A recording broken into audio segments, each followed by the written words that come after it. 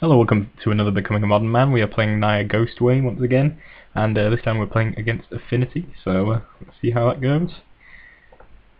So our opener looks pretty decent. We've got Elvish Visionary, Eternal Witness, Ghostway, and a Chord, as well as a Path, so some removal. Seems like a pretty decent hand opener. One plays Nexus and Memnite, which isn't the most explosive, so that's the one and plays Cranial Plating. I think it's always a bit scary, but at the moment he hasn't got that many artifacts, so not too worrying. Also, we're going to be running out of Visionary here, which can trade with the Memnite, so Cranial Plating on the Memnite is not too exciting for our opponent. So he might have to be suiting up those Blink Moths instead. Scary, but again, gonna have to invest some mana to maybe like hook up the Blink Moth, and he's gonna need some mana to actually get that going at least. Equally, we've got a Path to save us some damage possibly in the future. Eternal Witness here, just gonna get back the fetch. We kind of want to get our Ghostway loop going as soon as possible. Drawing Baloth is quite cool as well, because we might be able to get some life gain going as well. I'll play Citadel. Let's hook up Ink Moth. He's a fairly considerable size now, so he's going to be able to attack for 6 in the air. So that is a little worrying. Might want to keep up Path next turn. So here we run out Wall of Omens, draw a card, and we're going to keep up Tech Edge, I think, and or Path, just in case he pulls some sort of shenanigans. I mean, I don't think we die here unless he double equips, but I think I was being safe. I think alternatively we could have actually searched up, cast our second Eternal Witness to start the Ghostway loops really going nicely. With the second Eternal Witness we can get Ghostway and Path back every time we use Ghostway, which would be pretty sweet. So I'm just going to pass here. That's going to... It looks like he misclicked, so he actually activated the wrong Blink Moth, which is probably not significant actually. He probably would have just tried to hook up the second plating to the original Blink Moth, which doesn't do a great deal because either way we're going to take it out. I'm going to use the Tech Edge rather than the Path here. No particular reason, I don't think. I suppose Path is perhaps a little more versatile for us. So get rid of the Blink Moth. Ink Moth is a little bit scary, but again we still have Paths, so we still got answers. He's still on the Blink Moth panel anyway. Him attack for 6. I'm going to use my Path. I think that's probably why I kept the Eternal Witness, so I could actually use the Eternal Witness immediately to get back Path instead of waiting around. We Ghostway here on the end of our opponent's turn, as he just drops Ornithopter, because we might as well get the value out of it. We can draw out a couple of cards and get back our Ghostway. I suppose we could have got Path back actually in that immediate moment. Gonna cast this Eternal Witness to get a second Path, just to make sure I don't die. Can access another white source here, so don't think there's any way you can get past 2 Path to Exiles. So it just seems like a good way to be safe. Have to discard at end of turn because we've drawn that many cards, which is always nice. Contacts with Ink Moth and an Ornithopter. I'm going to get rid of the Ornithopter, given that I'm not actually going to die to 1 infect damage, and there's no way you can use the double black equip, which is a bit of a trick that they sometimes use, but no way you can actually produce that kind of colour mana. So taking the 1 from the Ink Moth. There's another Ornithopter, but at this point we're actually more than capable of just getting back Path indefinitely. In phase, Ghostway, going to draw 2 cards and get back Ghostway and Path. So just being able to like completely sculpt our hand, got pretty much infinite removal, and our opponent can see he's actually at this stage. It's going to be pretty difficult for him. Just want to fetch up another white source, then I'm going to be able to just have a double path open for basically the rest of the game. I've got enough lands to do that and Ghostway. Probably would have started dropping kitchen things and obstinate Baloth as well, just to gain some life and be a little bit more healthy on that side of things. But yeah, basically locked him out, which is what this deck tries to do, which is pretty fun when it comes together here like it did. So let's go on to game 2. See if we can do it again. So this is our opener, not the most exciting, but we've got path for any early shenanigans. Visionary is not the greatest, but at the very least it can stop Memmites on the ground. And Resto is always nice. So we've gone down a bit here. So opponent leads off with Blink Moth and a Signal Pest. Just going to play Temple Garden out. Just put into play tapped. I want to conserve our life total as much as possible against this very aggressive deck. Plays a Glimmer Void and then a Steel Overseer. So not too happy to see that. Unfortunately we do have the path to get rid of that, which I think I'm just going to get off. Don't want him to get +1/+1 counters on his Blink Moth and his Signal Pest, etc. Doesn't seem like a good thing for us.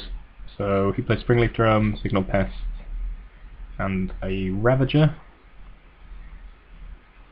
Again, not the worst, not the best. Ravager is always a little bit scary. Runs out Frogmite, activates Blink Moth Excess for another artifact, so you can cast a Mirror Enforcer, which is quite rare for the Affinity deck to actually run Affinity cards, so kind of cool to see. It's going to be a fairly good attack for our opponent. It's in with a Ravager as well. He would have to attack for 8, I believe. I consider blocking with the Elvish Visionary. Let me get back. Oh, sorry, we're being a bit laggy here. Hopefully this just comes off okay on the video. So yeah, Battlecry from the Signal Pests makes his Blink Moth and Arcbound Ravager 3 power and his Signal Pests cease. I could have blocked the Arcbound Ravager and forced him to sack something, but I didn't feel like that achieved a great deal. And I'd rather draw a card off it if I'm going to play Resto, and it just makes Ghostway generally better, but it does leave us in a slightly difficult position. So I have to conserve my life as much as possible and I run out Absolute Baloth, which just gives us a big guy. Can potentially trade with his Mirror Enforcer or maybe something better. Plays Welding Jar. Cranial Plating, definitely not the card we wanted to see. He can actually just hook up his Signal Pest here, and he can hit us for, I think, well, not in the air, but unblockable without a flying creature, which is pretty brutal. We pass with Resto up, but it's not going to be enough. It's just going to be able to attack with everything, and I could chump the Signal Pest and I would still end up dead, so it's no good. And I mean, either way I block, he can just use Arcbound Ravager and put it all on the other Signal Pest. So yeah, either way, or the Blink Moth actually. We just don't have enough flies to prevent him from just killing us outright. So that is the end of us, unfortunately. So yeah, a little bit too fast for us on that occasion, and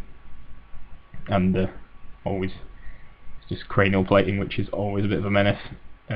So let's go to game 3.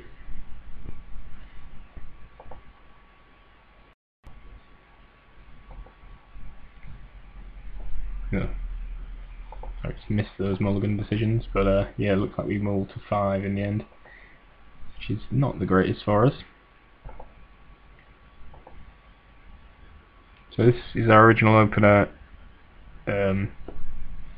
Forest Tech Edge, and a lot of white cards, which doesn't work out too well. We can't actually cast anything in our hand, so, and we're on the play, so don't think that's really keepable. This is obviously even worse with the basic mountain making an appearance, which is no good at all, particularly on the play. So we end up with this hand. Not the worst. Wall of Omens might be able to block some stuff on the ground. Resto is always a good creature to have, so as 5-card hands go, not terrible. But falling to 5 is never. Opponent, Blink Moth, Vault Scourge, Ornithopter.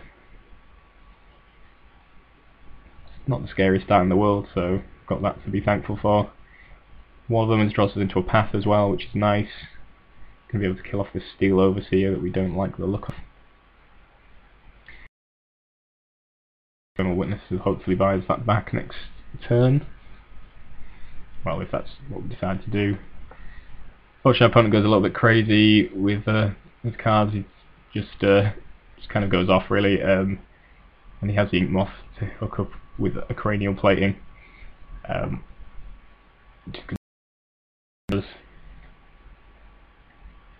So we're going to take 8 poison, so we're dead next turn. I'm done because probably the best thing we can do is get something that produces, well, any land I guess, and then we can Eternal Witness, get back path. But even then he's got a second Ink Moth, so we're probably just dead. Yeah, not a whole lot we can do here. Fortunately, Spellkite can't redirect equipping Cranial Plating, which is kind of what I hoped would be the case, but it's not. So he just hooks up the Vault Scourges, it turns both his Ink Moths, and that's game. So yeah, lost out to a couple of very good Cranial Plating hands, but at least in the first game we got our loop going and really showed what we can do. This matchup seems reasonable. I think obviously, given that we're green, we could have some very good sideboard cards against this. But yeah, I think maybe more spot removal is really what we want in this matchup.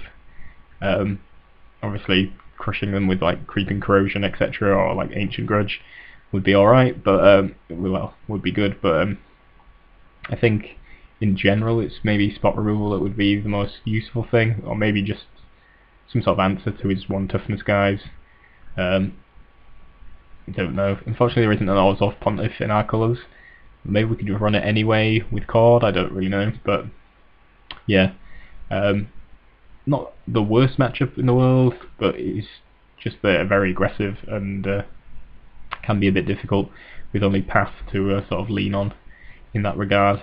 So yeah, this was a decent matchup. Obviously got to really show our stuff in game 1, but unfortunately it was just a bit too fast in games 2 and 3 for us to win out.